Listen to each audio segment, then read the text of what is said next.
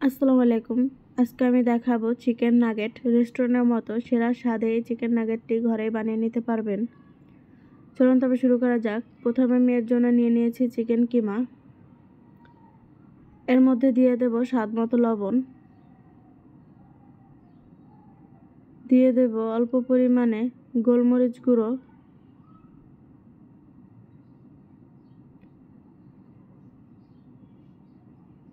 চাট মশলা। এটা অপশনাল, এটা না থাকলেও হবে, সমস্যা নেই। এরপর দিয়ে দেব গুঁড়ো মরিচ,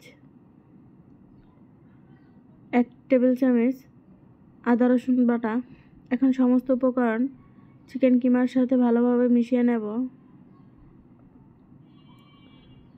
মেশানো হয়ে গেছে। এখন হাতের সাহায্যে আমি চিকেন নাগেটগুলো বানিয়ে নেব। দেখুন সম্পূর্ণ চিকেন নাগেটটা বানানো শেষ। এর জন্য আমি নিয়ে নেব ডিম, ব্রেড গাম। ডিমের মধ্যে চিকেন নাগেটটাকে চুবিয়ে এরপরে ব্রেড গামের মধ্যে দিয়ে কুট করে নেব।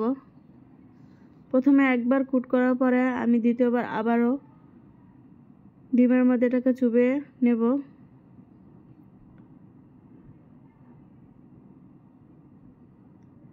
আবারও ডিম থেকে উঠিয়ে এটাকে ব্রেড গামের মধ্যে দিয়ে আবারও কুট করে নেব।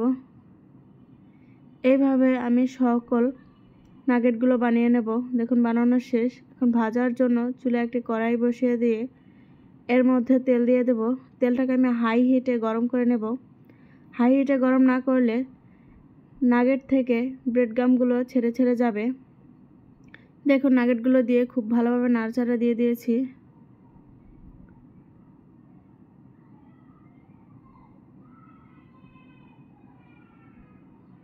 দেখুন কত সুন্দর একটা কালার এসেছে।